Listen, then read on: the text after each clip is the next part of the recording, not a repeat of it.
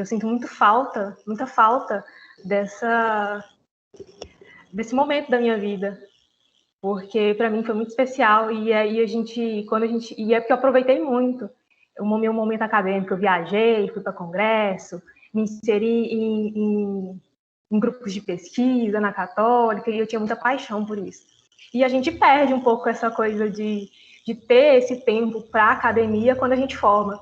Apesar que eu estou na pós-graduação, mas é diferente, gente. Aquela coisa da sala de aula, do professor, não é a mesma coisa. Então, aproveitem esse momento de acadêmico que vocês estão vivendo, é muito bom. E a vida é bem diferente depois que a gente sai da universidade. Atualmente, eu sou advogada, sou pós-graduanda em Direito Civil e Processo Civil, e fiz parte do IBCCRIM Tocantins, Instituto Brasileiro de Ciências Criminais. O nosso grupo se encerrou, nossas pesquisas encerraram, era com a professora Alana, era a nossa coordenadora, e a professora Andrea Cardinari. Eu queria agradecer à professora Alana pelo convite, pela oportunidade. Ela não está aqui, mas é uma coordenadora que não estava na minha época, né? A Alana entrou depois que eu saí, mas nossos caminhos se encontraram através do Léo Sandro, que me convidou para o IBCCRIM, para a inscrição no IBCCRIM, e através da professora Andrea Cardinali. E aí surgiu essa amizade, esse encontro com a Alana, e a gente gosta muito de falar sobre política, sobre criminologia, sobre direito penal. Direito penal é um tema da paixão, né? Quando você estuda e fala sobre direito criminal, os olhos brilham, porque é um assunto fantástico de se estudar, de se ouvir. E nós já éramos da criminologia na academia. Na nossa época da Católica, a gente tinha um grupo de estudo e pesquisa, a gente chegou aí para a USP através desse grupo, foi um grupo muito bom, foi maravilhoso. Foi ali que eu comecei a me inserir nessas discussões criminológicas e me aprofundar mais na pesquisa. E aí é isso, hoje a gente vai conversar com vocês sobre esse tema tão inflamado e tão presente no nosso atual cenário político, mas não é um tema novo, né? A Lei de Segurança Nacional está aí há muito tempo, e vamos lá para essa manhã de muita conversa e muito aprendizado. Obrigada, pessoal. Então, mais uma vez, bom dia a todos. É sempre muito bom retornar à casa. Professor Guilherme, estou vendo aqui no chat a professora Sibéria também. Tivemos um contato na academia durante a graduação. Estou vendo o colega Matheus, amigo Matheus, também meu colega de curso. E a Stephanie, colega do nosso grupo de estudos do IBCCRIM. E Matheus também faz parte do GE do IBCCRIM. Então, e aos demais, sejam todos bem-vindos. Verdade, professor Guilherme, foi um período muito proveitoso, o período da academia. Eu costumo falar para os colegas, para alguém que está iniciando, que eu tenho contato, até para algumas primas, sobrinhas, né? De que eu aproveitei bastante a graduação e tudo que se tinha de fazer, de proveitoso, academicamente falando, eu pude fazer na graduação.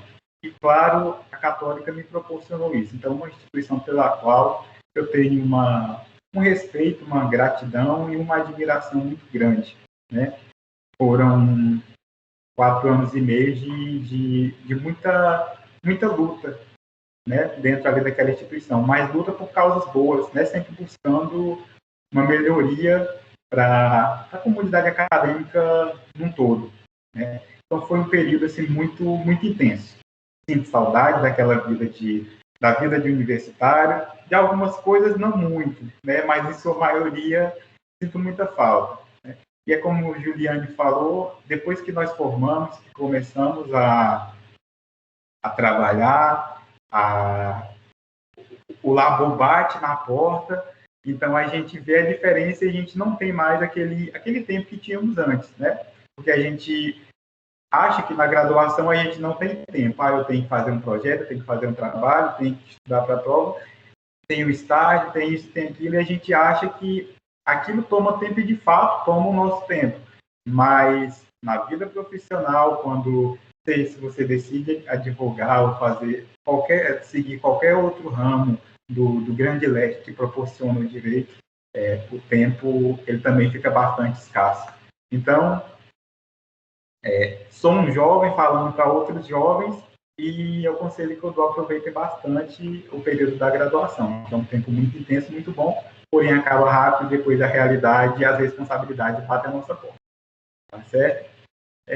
Então, hoje eu atuo como advogado, estou advogando e estou me pós-graduando em Direito Constitucional Aplicado, em Direito Civil e em Processo Civil. Paralelamente a isso, me envolvo em atividades de pesquisa, como foi, por exemplo, o nosso grupo de estudo do IBCCRIM, que foi encerrado agora no final do ano passado, e sempre que eu posso, que tenha oportunidade, sou convidado, estou aqui na Católica contribuindo, seja com alguma mesa redonda, algum mini curso, algo do tipo, e é sempre muito bom, fico muito grato aos professores que aqui estão, e a professora Alana, né, que não foi coordenadora ali na época que nós éramos alunos acadêmicos ali da instituição, mas que a vida achou por bem nos unir nesse grupo de pesquisa, e desse grupo de pesquisa tem nascido, e com certeza onde nascer vários outros projetos. Certo? Então, a minha gratidão a ela, e dando sequência já à nossa temática de hoje, né, que é a respeito da Lei de Segurança Nacional, tem sido uma temática bastante suscitada, tanto nas redes sociais quanto na mídia ultimamente, devido ao grande número de vezes que tem sido utilizada. Então, quando nós fomos convidados para participar da Semana Acadêmica, nós pensamos que seria bastante interessante trazer essa temática. Claro que nenhum assunto de nenhuma palestra, de alguma pesquisa, de algum estudo, ele vai se encerrar aqui. Claro que nós não vamos dar uma finalização. Aqui o intuito não é finalizar o debate a respeito da Lei de Segurança Nacional, mas inflamar o debate a respeito de tudo que vem acontecendo, sobretudo de 2018 até agora. Certo? Eu só vou tentar compartilhar um pequeno slide que eu desenvolvi, que eu criei. Se o professor Guilherme puder me auxiliar, se o senhor ainda estiver presente, professor Guilherme. Meu Sandro, bom dia. Eu tive dificuldades de conexão, está me ouvindo? Oi, estou, professora Sibélia? Sim. Bom dia para todos. Fiquei muito feliz da presença de vocês aqui. Achei o tema maravilhoso. Não quis incomodar vocês, porque quando eu cheguei, por dificuldade de conexão, vocês já tinham iniciado. Então, fiquei aqui aguardando o momento de ajudá-los, tá? Pode mandar, pode colocar no grupo que eu pego o material aqui para poder compartilhar com vocês. Tá, qual que é o... Pode colocar, você tem meu contato? Eu vou procurar aqui teu contato, só um momento. Você pode colocar no WhatsApp e eu abro aqui, tá bom? Tá, vou colocar só um minuto, pessoal. Tá aqui seu contato. Vou te encaminhar agora. Isso. Daí eu pego aqui e já apresento para você, tá bom? É só um slide simples mesmo, só para ir norteando o pessoal. Enviou? Só um momento.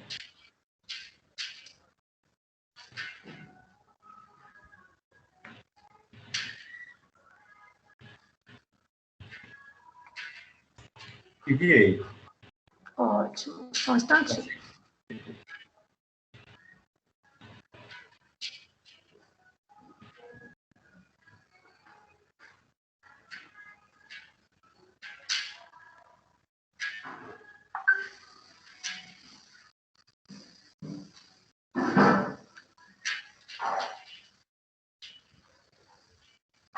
Perfeito, vou colocar aqui para você, tá bom?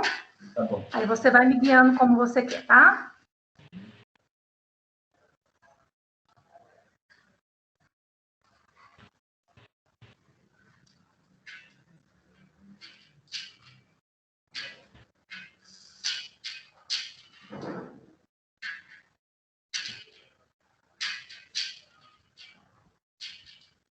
Confirma para mim se tá aparecendo, Leandro. Tá abrindo. Tá ótimo.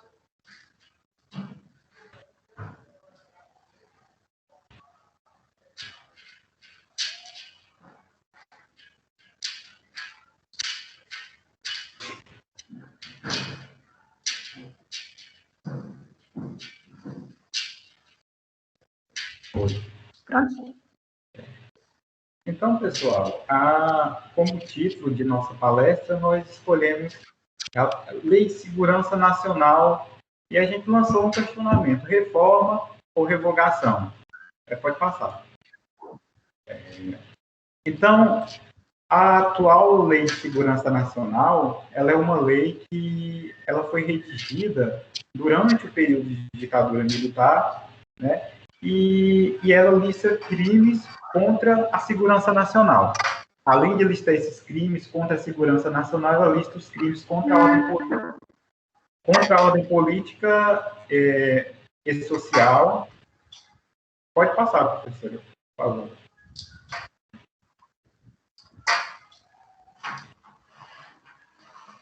E foi uma lei que tem sido bastante evocada nos últimos tempos.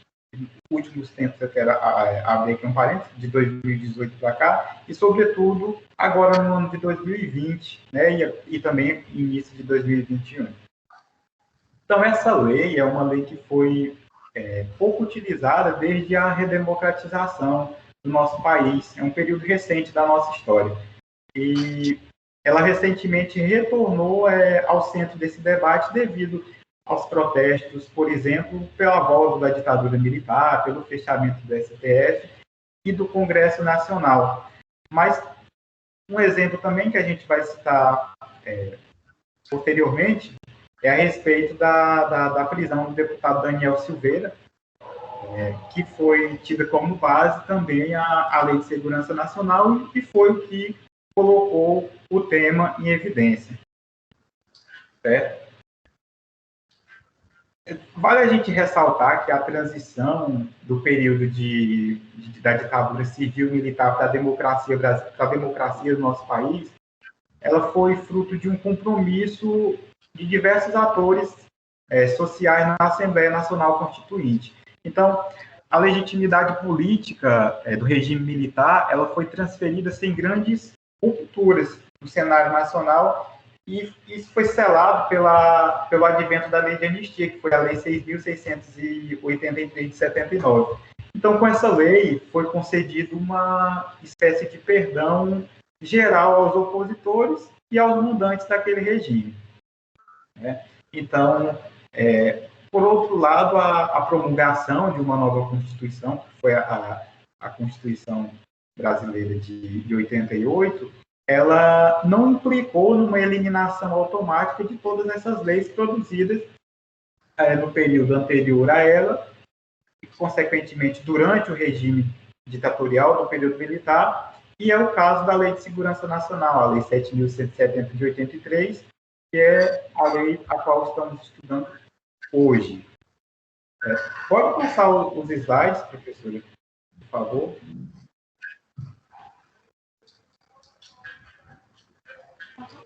Quer que interrompa? Pode passar para o segundo.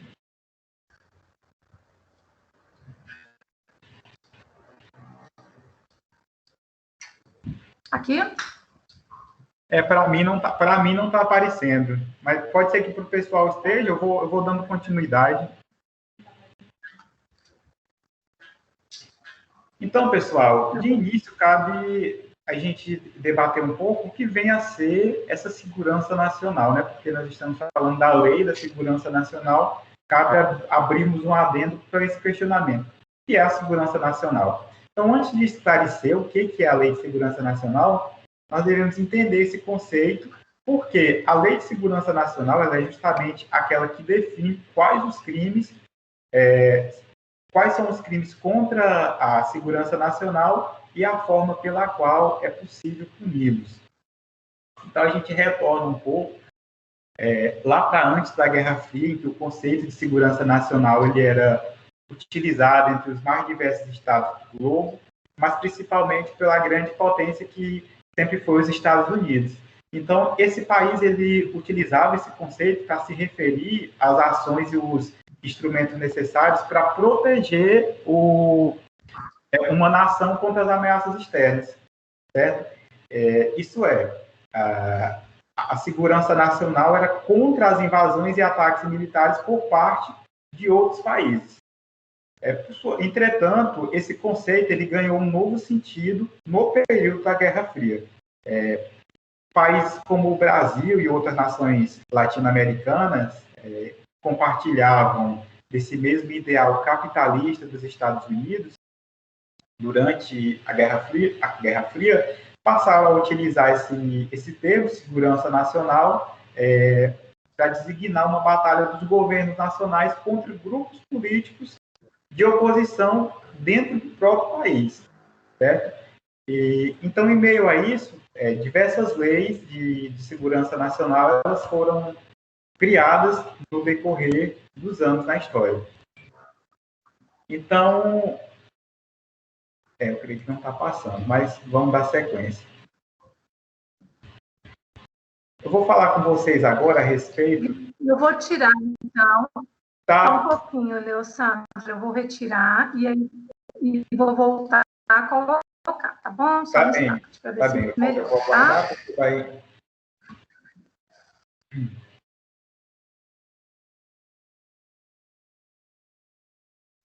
Existe alguma coisa melhor que viajar?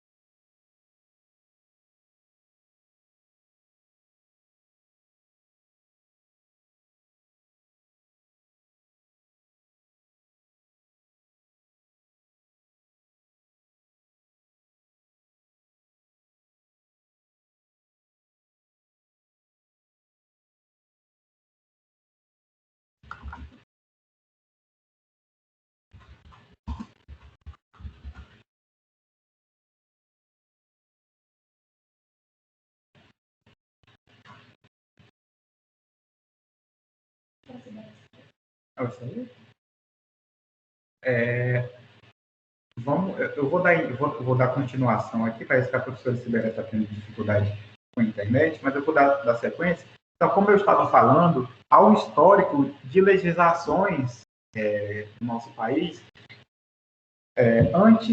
anterior a essa lei, a Lei de 83, que trata do tema de segurança nacional. O primeiro dispositivo de que foi criado no país ocorreu ali no ano de 1935. Foi aprovada a lei de número 38 de 1935 e foi o primeiro conjunto de regras que foi voltado a punir os crimes contra a ordem política e social. A período de 35 é governo de Getúlio Vargas, né, e esse ano especificamente foi o período posterior a chamada revolta comunista, ali a intentona comunista, né, onde o grupo de esquerda da Aliança Nacional Libertadora, liderado pelo Luiz Carlos Prestes,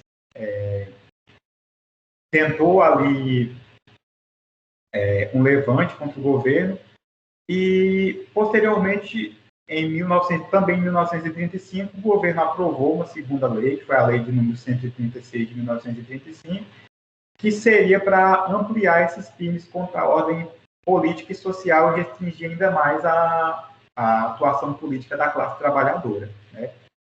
E já em 1936, uma nova legislação cria o Tribunal de Segurança Nacional, que foi um órgão ligado à Justiça Militar, foi muito utilizado durante o período do Estado Novo, que era para perseguir os opositores do regime.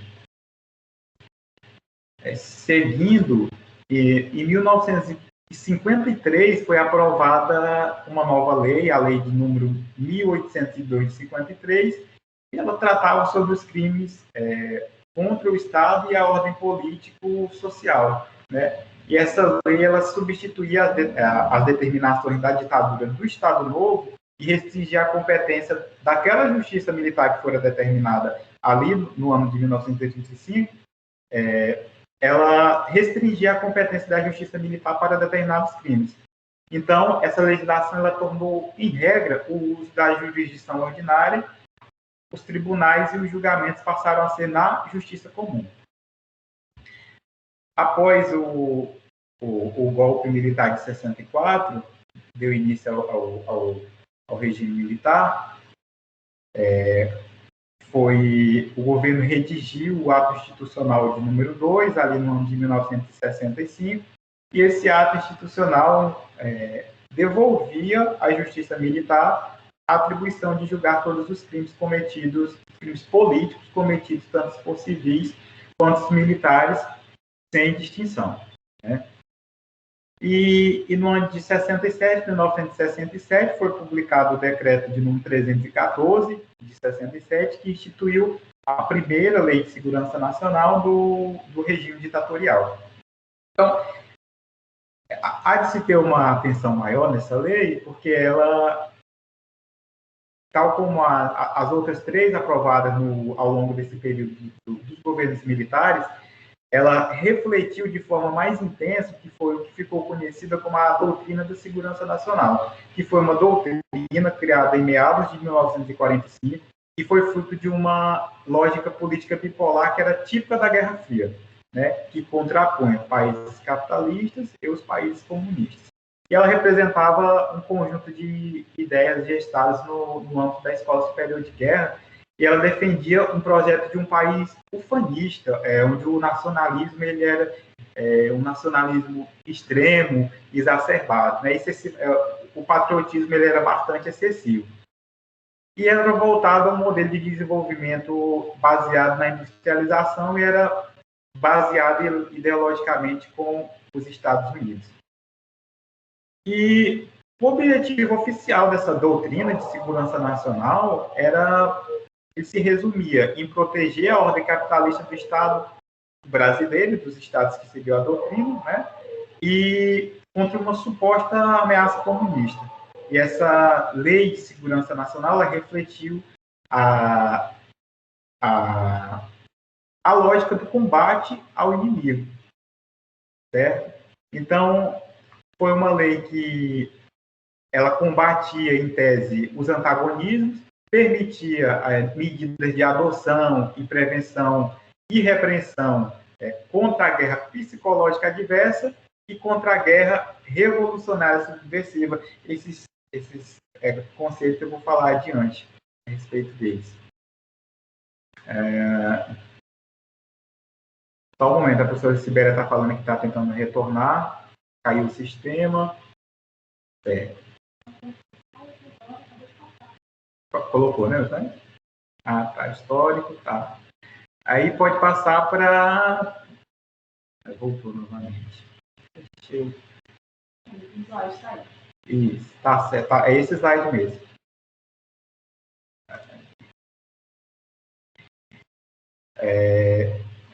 Já no ano de 1969, isso após o ato institucional de número 5, que foi aquele ato institucional o mais severo ali do período de ditadura militar, o governo aprovou o decreto-lei de número 510 de 67. Esse decreto, por exemplo, ele permitia que o policial responsável pela investigação ele pudesse decretar a prisão do acusado. Então, essa legislação ela também permitiu que o número de testemunhas do acusado ele fosse limitado a 2 testemunhas E vejam, a incomunicabilidade do preso, ela poderia ser determinada pelo período de até 10 dias. E nesse mesmo ano, o governo ele aprovou uma nova Lei de Segurança Nacional, que foi o Decreto 898 de 1969, e esse decreto ele passou a prever a pena de morte e a prisão perpétua, o que só foi alterado 9 anos depois com o advento da Lei 6.620 de 78. Então, caminhando, já chegando ao ano de 1983, já tínhamos um Congresso Nacional bipartidário, já estávamos num período de abertura democrática, né? O período de democratização no país já estava bem aflorado, já estava em andamento. O Congresso Nacional ele aprova ali a Lei 7.170 de 83, que é a lei que o nosso país utiliza até o dia de hoje. Então, essa lei, apesar de ela enunciar que entre seus objetivos estão a proteção do regime representativo e democrático, essa legislação, ela traz ainda, ela preserva muita semelhança com as leis anteriores, né? Leis criadas até num período mais rígido da ditadura militar, como, por exemplo, ela mantém que quem cometer esses crimes deve ser julgado pela justiça militar e permite, né, ainda a incomunicabilidade do preso, do indiciado, no caso, né, a pessoa que está sendo acusada pelo crime, pelo prazo de 5 dias. Isso, por si só, já viola uma série de ditames de direitos basilares da Constituição Federal de 88. Então, e a lei também, ela preserva alguns tipos penais abertos, né, porque ela traz artigos, como veremos adiante, ela traz artigos que não descrevem com detalhes a conduta que é considerada criminosa. Então, ela deixa uma regra imprecisa para uma pessoa que não praticou um crime, ela ser enquadrada naquela conduta e ser condenada. Um exemplo é um trecho da lei que fala sobre incitar a subversão da ordem política, né, que não se especifica quais são esses tipos de ações que poderiam ser impedidos com essa subversão, certo? Então, é uma lei que, em alguns pontos, deixa muito vaga, deixa algumas lacunas.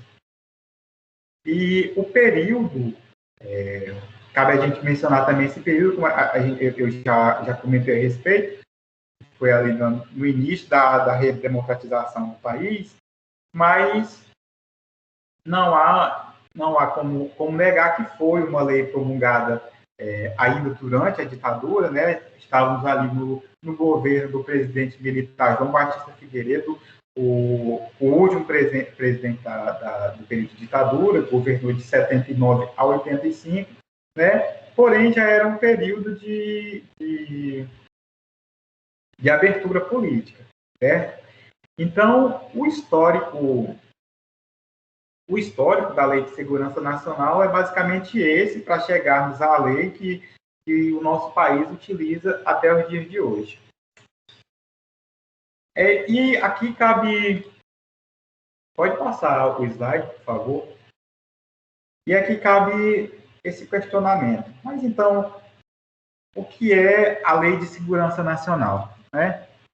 Então, essa Lei de Segurança Nacional, essa versão que permanece válida até o dia de hoje, ela coloca é um dispositivo que estabelece quais são os crimes contra a segurança nacional e contra a ordem política e social, como eu já mencionei. Então, na lei, os crimes listados são aqueles que causam dano ou lesões à integridade territorial, né, à soberania nacional, ao regime adotado no país, representativo e democrático, né, dano à federação, ao Estado de Direito e ao chefe dos poderes, tanto do Poder Executivo, o Legislativo e do Judiciário. E a lei também determina regras para que tais crimes sejam avaliados e julgados, né? Ela define, por exemplo, que a responsabilidade de processar e julgar esses crimes é da Justiça Militar e deve ser obedecida às normas estabelecidas no Código de Processo Penal Militar, né? Só que essa lei, por incidir, por tratar sobre crimes contra o Estado de Direito, ela é uma lei que prevê penas mais duras que aquelas previstas no Código Penal brasileiro, né? Então, é o conjunto de leis que trata das penas a serem aplicadas àqueles que cometem algum crime, varia de 3 a 30 anos de detenção. Então, ela é uma lei dura, né, e traz esses resquícios, certo? Então, passada essa parte histórica, essa parte de classificação, de definição, de conceito, né, mais de teoria e na prática, eu passo a palavra agora para minha colega, Juliane. Pode ser retirado o slide também, professora Sibéria, por favor, e Juliane vai dar sequência ao conteúdo. Bom, pessoal, depois da explanação do Léo Sandro sobre o contexto histórico da lei, vocês podem estar se questionando agora, a Constituição recepcionou a Lei de Segurança Nacional? Estamos falando de uma lei que ela veio 5 anos antes da promulgação da nossa Constituição. É uma lei de 83, nossa Constituição de 88, uma Constituição democrática, uma Constituição que defende o Estado de Direito, e temos uma lei autoritária. Houve a recepção pela nossa Constituição Federal? Eu entendo que não. E de alguns artigos eu entendo que houve já a revogação por não recepção. E isso a gente identifica nos julgamentos dos juízes que enfrentam essas questões relacionadas à Lei de Segurança Nacional. A Lei de Segurança Nacional, ela tem um dolo específico. A Lei de Segurança Nacional, ela está para defender o nosso Estado quanto ente político. E não como defesa de pessoas que estão ali na frente do governo. E esse é o grande ponto de discussão da Lei de Segurança Nacional e de sua afronta à nossa Constituição. A Lei de Segurança Nacional é uma lei relativamente pequena. E alguns artigos são bem latentes a sua inconformidade com o que a norma constitucional trouxe. A gente não pode falar, nessa conjuntura, de uma inconstitucionalidade da lei, porque não existe essa inconstitucionalidade superveniente. A lei ela é diante da Constituição, mas aí a gente fala, nesse momento, se houve a recepção da norma ou não. O que deveria ter ocorrido à época da promulgação da Constituição era, de uma forma expressa, o Congresso Nacional ter feito a sua revogação, a revogação tácita da norma, porque ela vai de encontro com diversos aspectos defendidos pela nossa Constituição. A nossa Constituição é a Constituição democrática, que preza pela liberdade, pela pluralidade política, e são questões que são trazidas ali nos primeiros artigos da nossa Constituição. A discussão sobre esses aspectos que ferem a Constituição não são recentes. A gente está numa situação de maior inflamação desse assunto diante da nossa atual conjuntura do governo Bolsonaro, que tem usado bastante essa lei, que ficou esquecida durante muito tempo. Ela tem sido usada com mais força no atual momento. Para vocês terem uma ideia do que eu estou falando, até março, que é onde eu tenho dados, do governo Bolsonaro até março desse ano, foram abertos 77 inquéritos para investigar crimes relacionados à Lei de Segurança Nacional. Isso, num aspecto histórico, nunca foi visto. A soma dessa quantidade de inquéritos no governo Bolsonaro não chega ao que ocorreu no governo Lula, no governo Dilma e no governo do Michel Temer. Então, há uma grande quantidade de investigações com base nessa lei. E a preocupação do que envolve essa discussão da Lei de Segurança Nacional diz respeito a esse pressionamento dos cidadãos com relação à utilização da norma. O que a gente tem observado no judiciário brasileiro é que não existem tantas condenações com relação à Lei de Segurança Nacional, porque o próprio julgador entende que não houve a recepção da norma em vários aspectos. Essa questão eu vou citar um exemplo para vocês. Vocês viram aquela faixa que teve aqui, que ficou famosa no Brasil inteiro, em que o sociólogo Tiago Rodrigues colocou ela, cabra à toa. Eu acho que era assim, cabra à toa, não vale um piqui ruído. Obviamente, ele estava se referindo a Jair Messias Bolsonaro. E a Lei de Segurança Nacional foi usada para abrir um inquérito de investigação contra esse sociólogo que ofendeu pessoalmente o nosso presidente da República.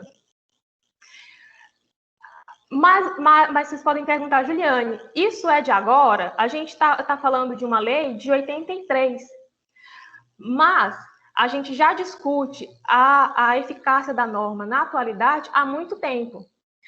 Nos anos 2000, no governo do Fernando Henrique Cardoso, a gente teve um contexto de invasão de edifícios pelo MST, e a Lei de Segurança Nacional foi utilizada para combater essas invasões, com a configuração de que estaria afetando o Estado brasileiro.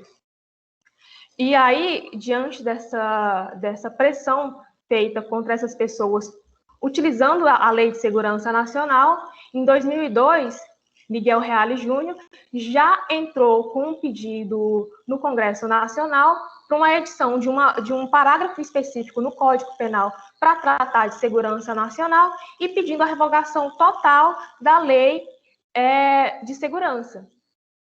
Eu vou mostrar para vocês, na prática aqui, alguns aspectos que a gente pode demonstrar com clareza que afrontam a Constituição. A Lei de Segurança Nacional, em regra, ela tem que proteger o Estado, e não as pessoas que estão à frente do Estado.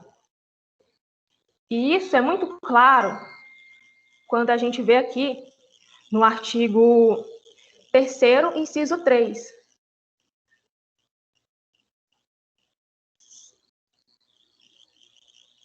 Perdão, no artigo 23.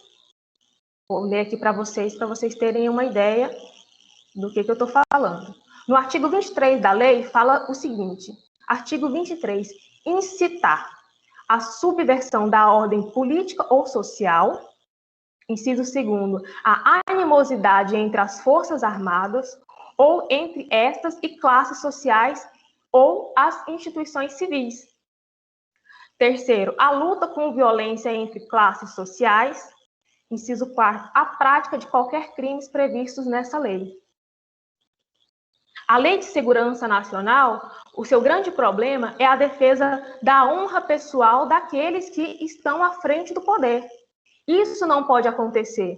Estamos num Estado democrático de direito, estamos num Estado de liberdade de expressão. Liberdade de expressão nunca deve ser confundido com direito à ofensa, mas nós já temos uma legislação própria que defende a honra daquele que sente-se ofendido.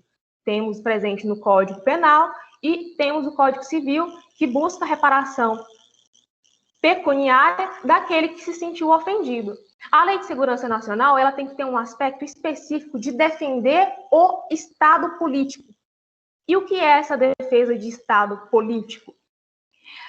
Quando nós temos um cartaz que ofende a honra pessoal do nosso presidente da República, ela não deve ser considerada como uma ofensa ao Estado, e sim uma ofensa pessoal.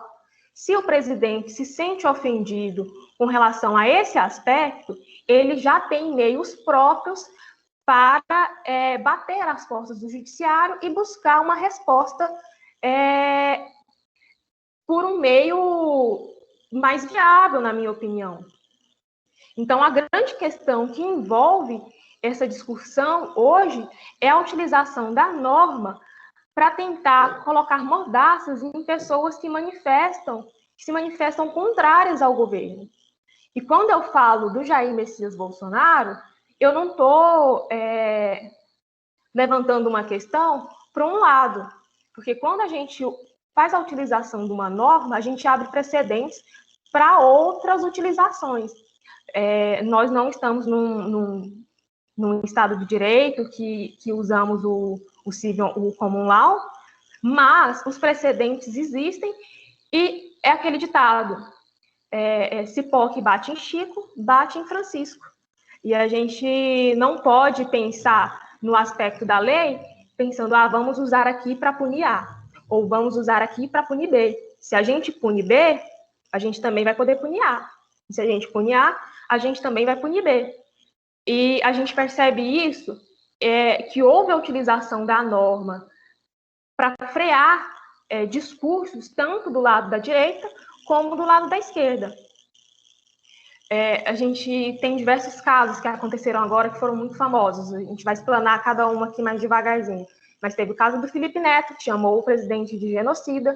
Tivemos o caso do Daniel Silveira, que ofendeu o Supremo Tribunal Federal, que aí veio o mandato de prisão em flagrante do Alexandre de Moraes. Temos o caso do sociólogo da placa, do Piqui, aqui no Tocantins. Tivemos o caso de um cartunista, que ele fez aquela charge do presidente, que tinha a cruz vermelha, e aí aparecia a figurinha do presidente com um balde de tinta na mão, que ele pintava as pontas da cruz e tornava ali um símbolo da suástica, ligando o presidente ao sistema nazista. Então, essa lei, ela está sendo muito usada para defender honra. E nós estamos num Estado democrático que não deve se confundir a Lei de Segurança Nacional com a lei com a defesa de honra de políticos ou de pessoas que detenham um poder dentro do Estado. A Lei de Segurança Nacional, ela está aqui para defender a nossa democracia, o nosso Estado democrático, a segurança do nosso país, e não as pessoas que o governam. E a grande questão da lei são as brechas de interpretações que ela deixa. Então, quando ela fala aqui, vamos lá na lei, incitar a subversão da ordem política ou social. Que subversão é essa? A lei é muito vaga. A lei abre brechas para diversas interpretações. E quando a gente tem uma lei vaga e muito aberta, a gente tem a insegurança jurídica, que é uma coisa muito grave. Você já pensou aí, você que gosta de fazer posts criticando a política, seja do lado A ou seja do lado B. Você foi lá e escreveu no seu Twitter, logo de bom dia, nesse país que não está prestando para nada, que fulano não comprou as vacinas, e que é um genocida, e isso, uma crítica ao governo. Qualquer hora pode aparecer lá um oficial na sua porta, batendo de manhã cedo, bom dia, o senhor está sendo investigado por atentar contra o Estado brasileiro. Olha que coisa grave, olha que coisa assustadora. Você está sendo acusado de ofender o Estado brasileiro, de cometer um crime político por usar o seu direito à liberdade de expressão em uma conjuntura muito particular. E essa é a grande insegurança dessa norma. E é para isso que ela tem sido, e é nesse aspecto que ela tem sido usada. E não na defesa do nosso Estado, não na defesa política social. Essa é a grande questão. Nesses 77 inquéritos abertos até o momento, até onde eu vi, não houve nenhuma condenação. Até porque a questão do dolo específico da norma, ela vai ter que trazer ali dentro do inquérito aspectos que demonstrem que houve a intenção de ferir o Estado político brasileiro. Então, quando você vê a norma sendo utilizada para defender honra do Superior Tribunal de Justiça, do presidente da República, do alto escalão do governo, não é a via correta a ser utilizada. E a gente vê isso na sensatez do próprio juiz, que se depara com esse tipo de ação. Nós temos hoje, nós já temos pedidos de revogação da norma. Vocês devem ter visto aí, divulgado na imprensa, um projeto de lei que pede a revogação da Lei de Segurança Nacional e pede a criação de uma norma específica para tratar sobre segurança nacional. Essa discussão está hoje no Congresso de uma forma mais forte, através do projeto de lei, deixa eu ver, como é o nome da deputada Margarete Coelho, do PP de Piauí. Ela trouxe essa discussão mais inflamada agora, mas essa discussão, ela não é de hoje, ela é de 2002, através do projeto de lei 6764 de 2002, lá pelo Miguel Reale. E nós já tivemos uma votação no sentido de confirmar essa revogação. O projeto agora está no Senado Federal para votação, e eu não sei se essa votação vai ocorrer tão cedo, muito por conta da CPI da Covid, e a gente está num tema muito polêmico. A Lei de Segurança Nacional, ela está numa discussão em que todo mundo fala, está muito inflamado, e ela, para ser julgada num cenário virtual, como está sendo os julgamentos agora no Congresso, eu não sei se isso vai ocorrer de forma tão rápida. Mas existem duas ADPFs no Supremo Tribunal Federal, a ADPF 797 e 799, porque esse controle pode ser realizado também pela nossa Corte Superior. A forma que eu entendo que seja correta é ela vir do Congresso, porque se a gente for num aspecto de revogação total da norma, nós vamos ficar sem uma lei para tratar sobre a segurança nacional. E aí, essa revogação já teria que vir com a edição de uma nova norma ou com a revogação expressa, tácita, de algum desses artigos que afrontam a nossa Constituição.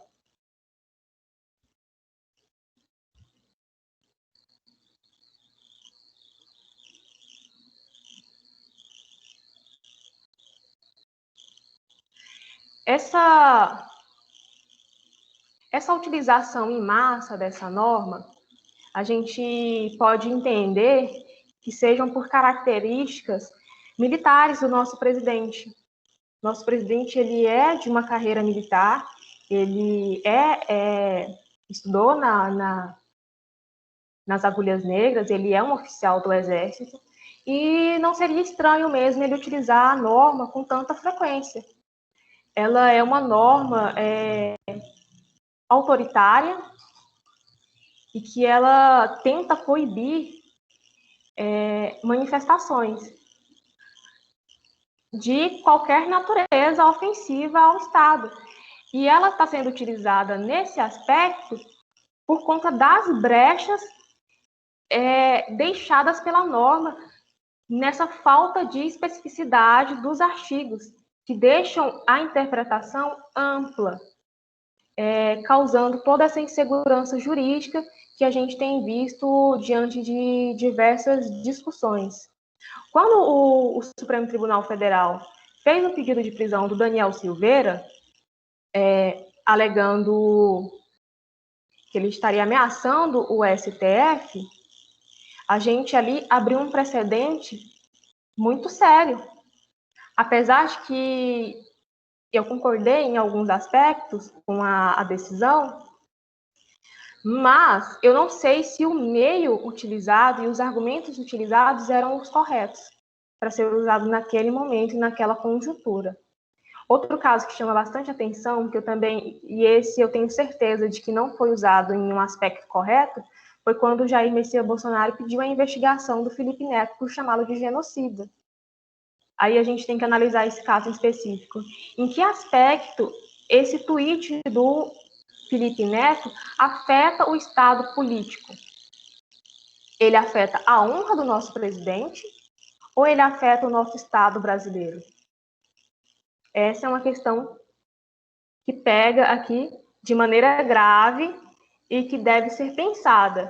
Da mesma forma que ela foi usada para Felipe Neto, ela pode ser usada para um cidadão que manifesta-se contra um deputado, contra um ministro do Supremo, contra uma autoridade política aí importante. A gente tem que, então, cuidar para essa norma não se tornar uma mordaça maior do que ela já tem se tornado. Vamos ver agora aqui com o Leosandro. Eu e o Leosandro estamos na mesma sala. Vamos abrir aqui os microfones para a gente falar sobre a modificação ou revogação, porque aqui é o tema tandanã da questão. E aí revoga totalmente, e aí modifica, e aí diz as leis que foram recepcionadas ou não. Qual aspecto que a gente vai seguir aqui de pensamento?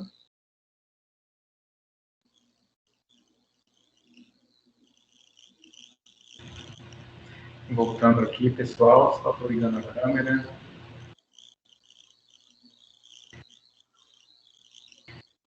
Certo. Eu gostaria de pedir para a professora Sibélia para passar o slide, se eles têm como colocar novamente. Eu trouxe algumas críticas a essa lei de segurança nacional. Professora, se for dar algum problema de conexão com a rede, não precisa colocar não, tá?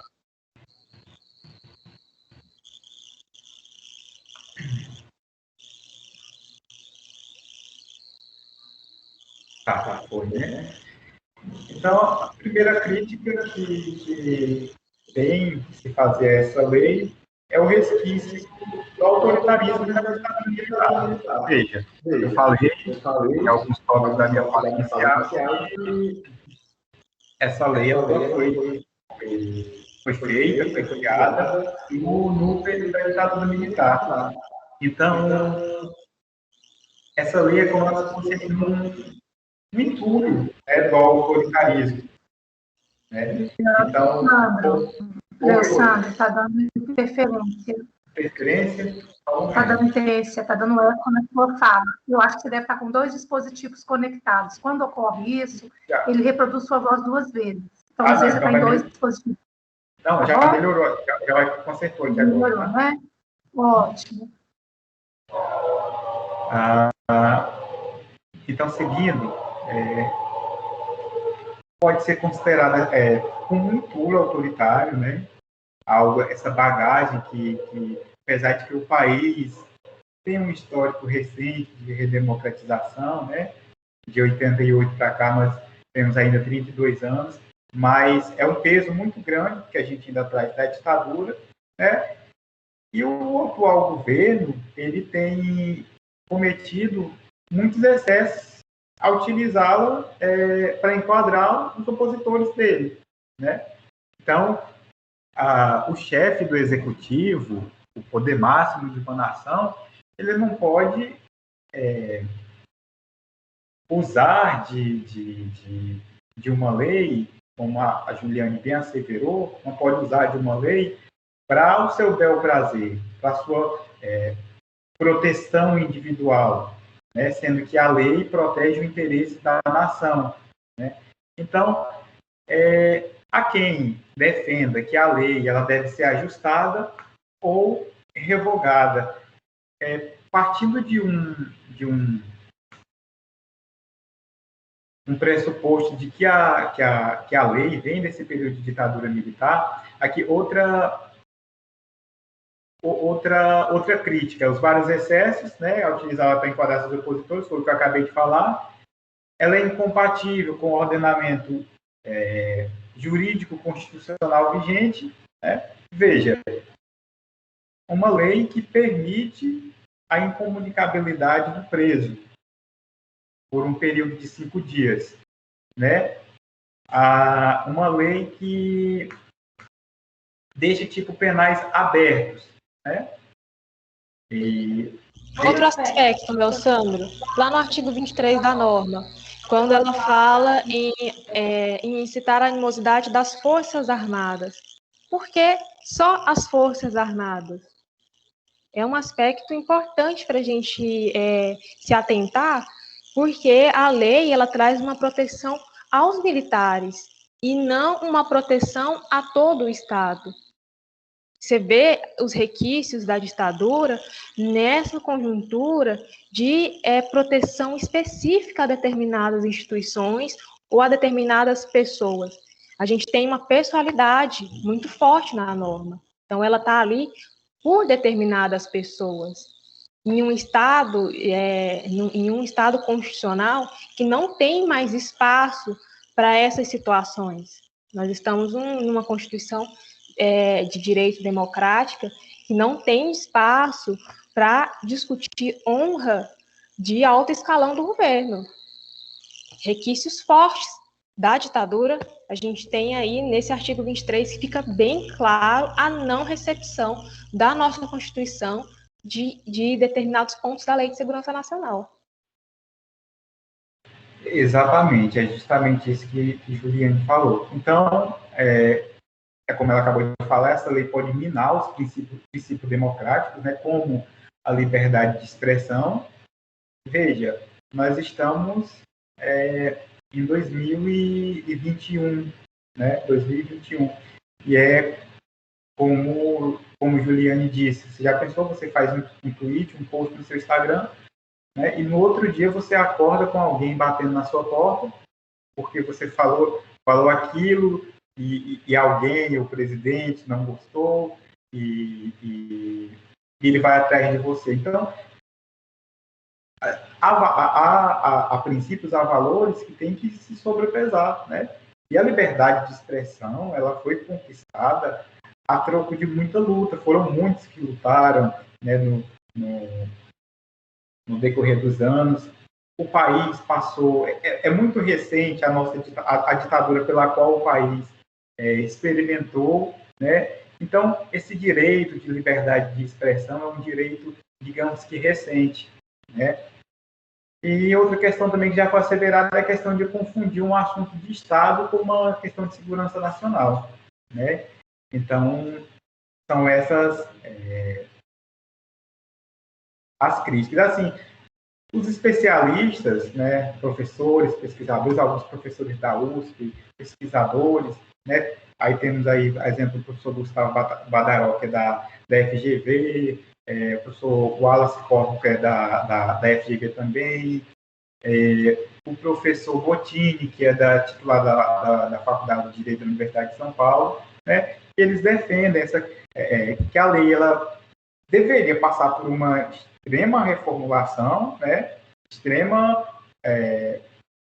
acentuada reformulação, né? E o uso dela, sobretudo, o uso deveria ser utilizado com maior cuidado. Mas, assim, já é algo que está em andamento na Câmara, foi votado na Câmara, foi para o Senado. As promessas é de que no Senado ela tenha um trâmite mais demorado, mas a tendência, né, é que ela será revogada e dali nascerá um novo dispositivo, né? Então, cabe a nós aguardarmos os próximos passos.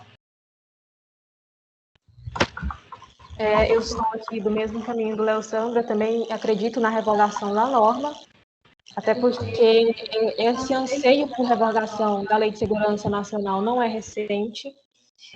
Tivemos várias leis que já foram revogadas por serem incompatíveis com a Constituição. A gente tem aí um exemplo, a lei de imprensa, né, com requisitos de mordaça da ditadura militar.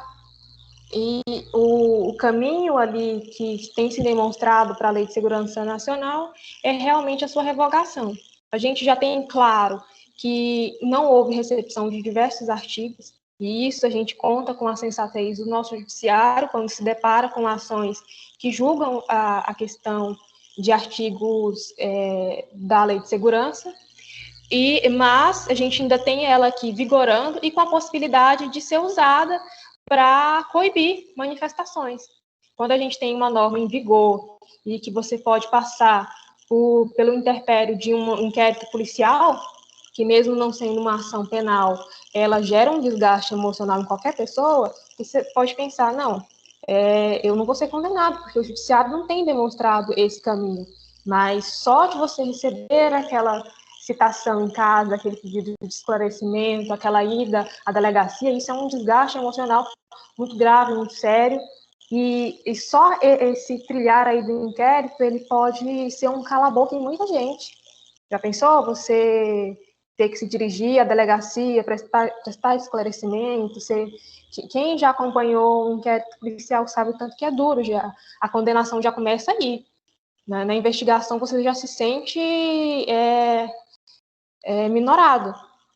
E, então, o caminho vai ser esse mesmo, eu acredito que vai ser esse de revogação, mas não vamos ficar sem lei.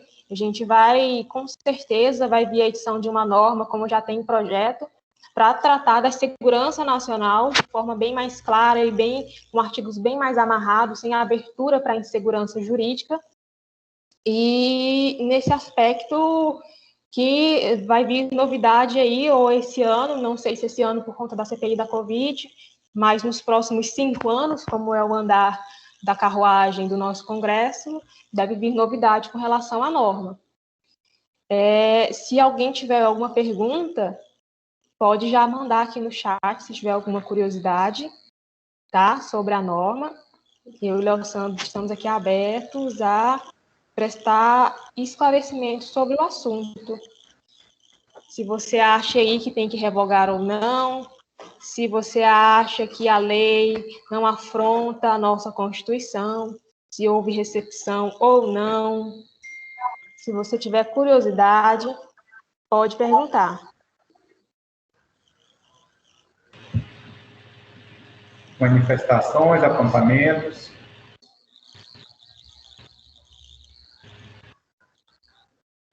Então, acho que é isso, né, professora Sibeli? Pessoal, eu estou com um probleminha aqui de sistema. Eu estou tentando colocar a lista de frequência no chat para as pessoas ingressarem. Já veio. Já veio, porque não está aparecendo para mim. Então, todos receberam a lista, então, né? Imagino que sim. Leosandro e Juliane, primeiro, eu gostaria de ressaltar a extrema relevância de discutir temas como esse, né? Nós estamos num Estado que é uma democracia, mas é uma democracia jovem, que precisa se fortalecer suas instituições. E a gente precisa compreender que muito visto hoje no mundo sobre o aspecto de fragilização das democracias, né? E a nossa, como uma democracia jovem, parece-me, no primeiro olhar, que ela está mais suscetível, né, a qualquer tipo de situação que possa rever a própria democracia, ameaçá-la, suprimi-la, limitá-la. Né? Então, eu acho que a gente precisa estar sempre muito atenta em relação a isso. Penso que a gente precisa, sim, de proteger o Estado brasileiro. Nós precisamos, sim, de construir um alinhamento não só administrativo, como também legislativo, que possa nos permitir a proteção do Estado, mas jamais uma proteção que possa limitar princípios e garantias fundamentais do cidadão brasileiro. Né? Então, a gente não precisa abrir mão de uma segurança nacional, mas é preciso regulamentar toda a nossa legislação para que, de fato, essas leis elas não ameacem, não afrontem princípios que foram arduamente conquistados, né? Como, por exemplo, direito à liberdade de expressão, liberdade política, né? Liberdade de associação, liberdade, de fato, de você ter uma convicção política e manifestá-la livremente. Né? Eu observo sempre, quando falo de liberdade de expressão, que ela não é irrestrita, ela não é absoluta, é preciso observar que a liberdade de expressão ela deve ser usada com responsabilidade. Por isso a gente tem a questão, como vocês colocaram, dos crimes contra a honra, que está previsto dentro da nossa legislação. Qualquer excesso deve ser coibido, né? Mas acontece que a gente precisa preservar esses direitos. E eu acho que toda discussão, né, que possa ser feita em prol de esclarecer esses pontos, ela é sempre muito bem-vinda, sabe, Juliane, sabe, Leosandro? Porque nós precisamos fortalecer a formação dos nossos acadêmicos, mas, sobretudo, a nossa formação, que ela é continuada, enquanto profissionais da área do direito. Né? Estarmos discutindo essas questões permanentemente, eu acho que é da maior relevância. É verdade, eu vejo que toda a sociedade ela tem um papel, né, nessa manutenção, né, de tudo aquilo que a gente já conquistou. Nós, operadores do direito, aqueles que estudam o direito, nós conseguimos certas coisas acompanharmos em um tempo mais, em tempo real, digamos assim. Nós também temos uma certa responsabilidade quanto a isso. E quando a gente repassa esse ensinamento, assim como a gente está repassando aqui para uma turma de acadêmicos, aqui tem pessoas dos mais variados períodos, né? Nesse intuito de fortalecer esse pensamento de que tudo que foi conquistado até agora foi a troco de muito sofrimento, né? Então, a gente... a minha geração, a geração, eu creio, de grande parte dos acadêmicos que estão prestigiando aqui, eles nós já pegamos uma época de certa... já estava mais estabilizado, né? Então, é um período mais tranquilo. E agora, de uns anos para cá, a gente tem visto, né, riscos iminentes, né? Então, tem até a música que diz assim, é preciso estar atento e forte, né? Então, é necessário a gente sempre estar atento, né? E basicamente é isso, professora Sibeli. Vejo como excelente a iniciativa de receber vocês aqui de volta, Leosandro. Gosto muito da ideia dos alunos que contribuem para a formação de outros alunos, né? Esses egressos que um dia estiveram conosco, participaram dela, né, em outro momento, e retornam para dar sua contribuição, para interagir com os colegas que estão em formação, até porque mesmo logo não vai demandar muito essa turma que hoje nos assiste, hoje nos ouve, ela vai estar aí eles estarão aí como profissionais, né? Então é sempre muito bom esse intercâmbio, esse contato. Lembro com saudade de muitos alunos, né, do Leosandro lá, a Juliana, a gente não teve muito contato, mas lembro com saudade de muitos de vocês. Nossos cafés literários fazem uma falta danada. Muito mesmo. E vejo, assim, como é bom, né, receber vocês aqui. E como é bom receber vocês aqui com uma temática tão interessante, tão atual e tão necessária, né? Então, eu gostaria muito de agradecer a vocês, tá? Tanto o Leosandro quanto a Juliana. Eu não sei se vocês tiveram outros alunos que também participaram nos bastidores com vocês, né, outros colegas, mas fica aqui os meus agradecimentos em nome também do curso de Direito, tá? Em nome da professora Alana, do Unicatólica, tá? E convido vocês para estarem sempre conosco, manterem esse diálogo, tá? Venham para mais próximo de nós, estejam conosco, contribuindo para a formação desses alunos e fortalecendo o curso de Direito, tá bom? Obrigada, professora Sibéria, pela oportunidade. Eu me sinto muito honrada de poder tornar a casa e um lugar que eu sempre amei muito, tenho muito amor ainda pela Católica, e eu espero em breve ver outros alunos ocupando aqui esse meu lugar de diálogo, esse espaço aberto para egressos é muito importante, ainda mais a gente que está no começo da carreira, a gente vai quebrando o gelo, vai conversando sobre assuntos que a gente gosta de conversar, e isso é extremamente importante, porque o processo educativo continua, né? Esse espaço que a Católica abre é um espaço de extensão à nossa educação e à nossa formação. E isso é muito legal, e eu me sinto muito honrada de poder estar aqui nesse momento de debate, de um assunto tão bacana de se falar agora e de tanta importância, principalmente na nossa conjuntura atual. Eu vejo que Na carreira jurídica há muitas oportunidades, sabe, Juliane? Então, iniciativas como essa podem trazer a vocês uma experiência relacionada ao ensino, relacionada à academia, uma experiência de formação, e gosto muito da ideia de que a gente está sempre em formação, né? Então, eu acho que é sempre muito bom. E o tanto que a gente aprende com vocês, sabe, Juliana, nós que somos professores há muito tempo, nós temos essa percepção hoje cada vez mais clara, que nós não sabemos tanto assim. E quando a gente dá a palavra para vocês, a gente se surpreende tanto, e é tão positivo, e é tão agradável, e é muito bacana mesmo. Muito obrigado, Sra. Sibélia.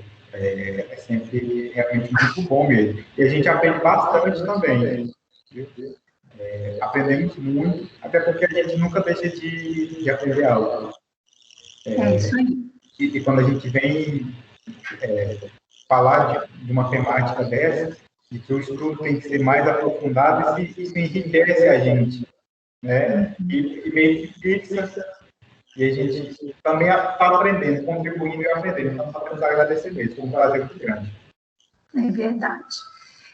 Se não houver mais nenhuma pergunta, nenhuma consideração, né, alguma sugestão, eu vou encerrar nosso encontro. Tem alguma sugestão? Querem colocar alguma observação? Professora, tem um slide. A senhora já tirou? Na última página eu coloquei algumas sugestões de documentário e de artigos sobre esse tema. Se alguém quiser tirar o print, né? Tá, eu vou colocar aqui então, e aí a gente dá a oportunidade para os colegas darem print na tela. Só um instantinho, por gentileza. Se eu não me engano, é a penúltima e a última página. Aqui? Não apareceu para mim ainda.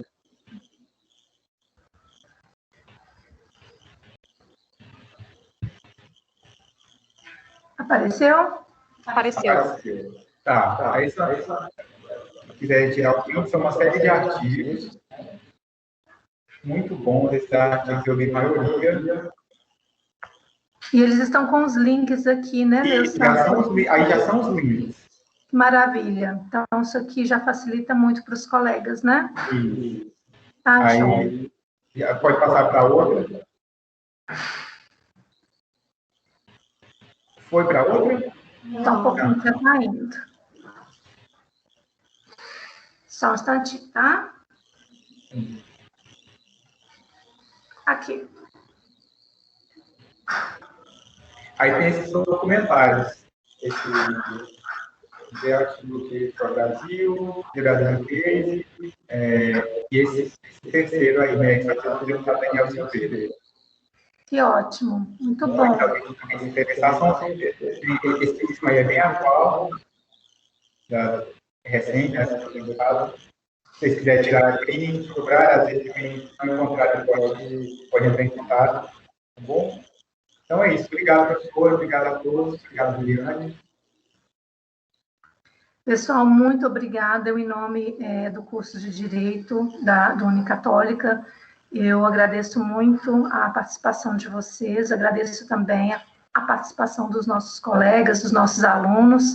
Nós tivemos aqui a participação de vários deles, então, deixo aqui meus agradecimentos, tá? E renovo aí o convite para a gente estar junto durante toda a semana acadêmica, porque tem muitos eventos muito interessantes e a gente não pode perder a oportunidade de discutir temas como esse, tá bom? Deixo um abraço para todo mundo. Leo, Sandro, Juliane, estou por aqui para o que vocês precisarem, tá? Um prazer sempre. Um abração para vocês. Abraço para todo mundo. Tchau, tchau, gente. Tchau.